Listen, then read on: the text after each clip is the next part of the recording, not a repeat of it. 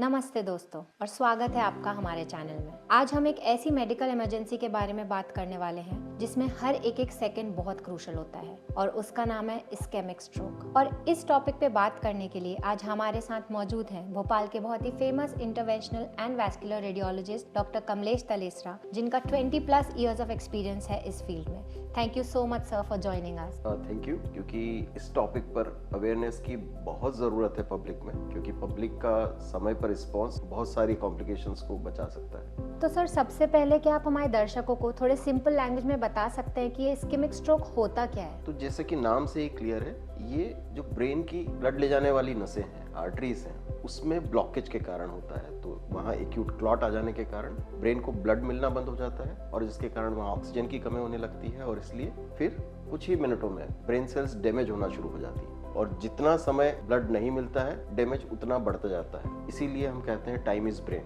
यानी अगर हम उस ब्लॉकेज को समय रहते नहीं हटाते हैं तो जो भी सप्लाई का हिस्सा है वो सारा हिस्सा ब्रेन का डैमेज हो जाता है और उससे रिलेटेड जो हिस्सा बॉडी का है वो काम करना बंद कर देता है। सर, तो जैसे कि आपने समझाया कि इस्केमिक स्ट्रोक में ऐसा होता है, तो इसके क्या कुछ कॉजेज हैं जो हम लोग देख सकते हैं कि ये क्यों होता है? ओके, सो ब्रेन स्ट्रोक के अगर हम कॉमन कॉजेज की बात करें तो सबसे कॉमन कॉज है ब्लॉकेजेस, आर्टरीज में ब्लॉकेजेस, यानी ये होते हैं प्लाक्स, कोलेस्ट्रॉल प्लाक्स होते हैं और वो रप्चर होने के कारण वहाँ पे क्लॉट्स बन जाते हैं जो कि आर्टरी को ब्लॉक कर देते हैं, या वहाँ से क्लॉट्स ऊपर चले जाते हैं जो कि छोटी नसों को ब्रेन की ब्लॉक कर देते हैं। तो सबसे कॉमन कारण है कोलेस्ट्रॉल प्लाक्स। देन दूसरे कारण होते हैं जैसे कि हार्ट अगर ठीक से काम नहीं कर रहा है, एट्रियल फिब्रिलेशन है, तो वहाँ पे कुछ क्लॉट्स बनने लगते हैं और फिर वहाँ से वो हार्ट में ब्लड के साथ में वो क्लॉट्स ऊपर आ जाते हैं। तीसरा कारण है आर्टरीज में long standing chronic stenosis blockages, वो अगर वो बहुत ज्यादा हो जाते हैं तो ब्लड की कमी हो जाती है ऊपर और जिसके कारण स्ट्रोक्स बन सकते हैं, जिन्हें हम वाटरशेड स्ट्रोक्स कहते हैं। सर, तो जैसे कि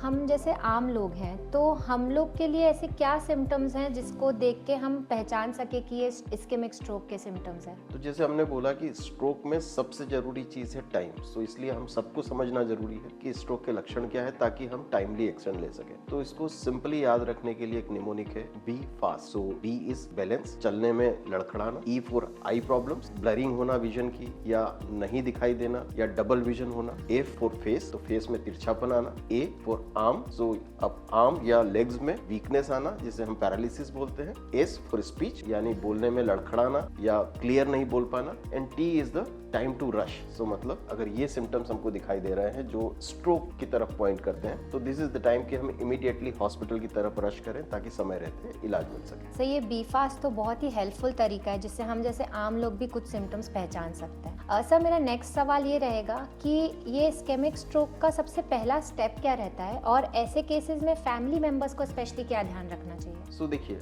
सबसे जरूरी चीज है ऐसे समय में पैनिक नहीं करें और आपको अगर सिम्टम्स दिखाई दे रहे हैं कि स्ट्रोक हो सकता है तो आप हॉस्पिटल रश करें। ध्यान रखें हॉस्पिटल रश करते समय कि स्ट्रोक रेडी हॉस्पिटल रश करें। तो इसके बारे में जानकारी होना जरूरी है कि आपके शहर में कौन से हॉस्पिटल है जो स्ट्रोक को कंप्रिहेंसिवली ट्रीट कर सकते हैं, क्योंकि कुछ चीजों की बेसिक चीजों की जरूरत होती है। जैसे ही आप हॉस्पिटल लेके जाते हैं वहां पे अगर स्ट्रोक की संभावना रहती है तो सिटी स्कैन की फैसिलिटी होनी चाहिए जिससे हम ये रूल आउट कर सकें कि ये हेमरेजिक स्ट्रोक है, यानी ये ब्रेन हेमरेज है या इस्केमिक स्ट्रोक है। और दूसरी चीज वहां पे सीटी एंजियोग्राफी हो सके जिससे ये इमीडिएटली हमें पता लग सके कि ये कोई मेजर क्लॉट है जिसने आर्टरी को ब्लॉक किया है और इसमें उस तरह के ट्रीटमेंट की जरूरत है। और तीसरी चीज है कि उसको क्लॉट को रिमूव करने के लिए वहां पर कैथ लैब स्ट्रोक के जो प्रोसीजर्स होते हैं, मैकेनिकल थ्रोम्बेक्टमी, वो उस अस्पताल में संभव है जिससे कि कंप्रिहेंसिव ट्रीटमेंट पेशेंट को मिल सके। ऐसे केसेस में बहुत जरूरी है क्योंकि इनिशियल टाइम बहुत इंपॉर्टेंट है, जिसे हम बोलते हैं गोल्डन आवर्स। तो गोल्डन आवर्स इनिशियल 4.5 आवर्स से लेके 8 आवर्स तक का पीरियड गोल्डन आवर्स होता है, जिसमें कि ज्यादातर ट्रीटमेंट्स पॉसिबल है और उस समय पे अगर ट्रीटमेंट मिल जाता है पेशेंट को तो रिकवरी पूरी तरह से संभव है। सर, मेरा अगला सवाल ये रहेगा कि ये इस्केमिक स्ट्रोक को ठीक करने के लिए क्या ट्रीटमेंट का यूज किया जाता है?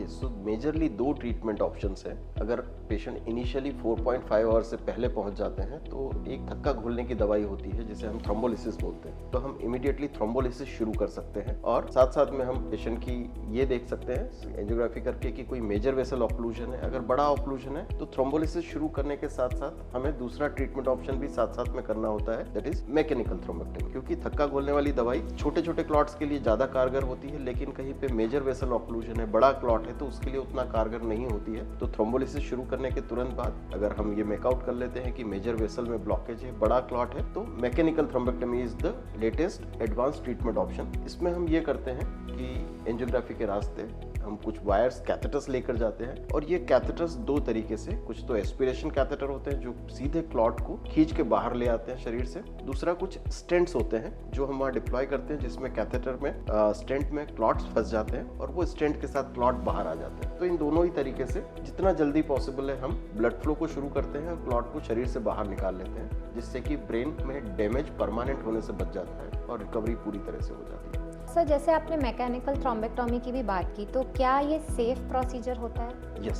सो अगर हम बाकी के कन्वेंशनल तरीकों से बात करें तो मैकेनिकल थ्रोम्बेक्टोमी बहुत सेफ है। इसमें कोई मेजर सर्जरी नहीं होना है, जनरल एनेस्थीसिया की जरूरत नहीं है, तो जो कॉम्प्लिकेशन, सर्जिकल कॉम्प्लिकेशंस होते हैं उस तरह की कोई चीज़ें नहीं होती। और मैकेनिकल थ्रोम्बेक्टोमी में हम बहुत ज़्यादा थ्रोम्बोलिसिस पे भी रिलाई नहीं कर रहे, खून पतला करने की दवाइयाँ नहीं दे रहे, तो इसलिए ब्लीडिंग का रिस्क भी कम हो जाता है। और ये सोफिस्टिकेटेड इंस्ट्रूमेंट्स होते हैं जो कि बहुत सेफ है वहाँ तक ले जाने के लिए और वहाँ से क्लॉट को पूरी तरह से निकालने के लिए। सर, तो ये स्ट्रोक के बाद रिकवरी का प्रोसेस कैसे रहता है? देखिए, रिकवरी काफ़ी हद तक इस पे डिपेंड करती है। मेजरली दो फैक्टर्स हैं कि एक तो कितना बड़ा क्लॉट था, कितना बड़ा हिस्सा ब्रेन का अफेक्ट हुआ, और दूसरा बहुत महत्वपूर्ण कारण स्ट्रोक के केसेस में है कि ट्रीटमेंट कितना समय रहते हमें मिल गया, कितना टाइम लैप्स हुआ है बीच में। इन केसेस जहाँ पे कि हम बहुत ही अर्ली फेजेस में अगर हम क्लॉट को रिमूव कर दें तो ब्रेन का डैमेज लगभग नहीं जैसा होता है, और वैसे केसेस में बहुत dramatic recovery, patient next day चलना फिरना शुरू कर देते हैं। बट जिन केसेस में अगर पार्शियल डेफिसिट रह भी जाता है तो उन केसेस में फिजियोथेरेपी,